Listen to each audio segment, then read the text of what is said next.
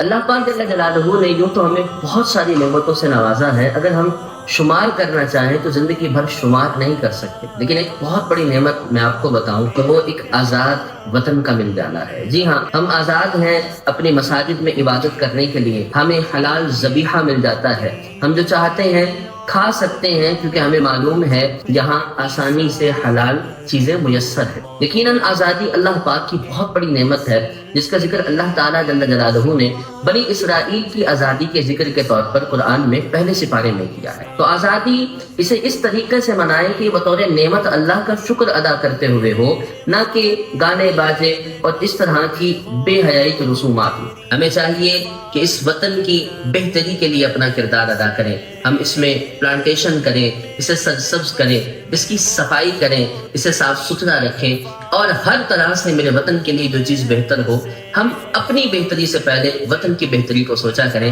انشاءاللہ میرا وطن، وطن عزیز پاکستان، دنیا کی ترقی یافتہ ممالک میں شمار ہو جائے گا۔ خزاں سے تجھ کو بچا کے رکھ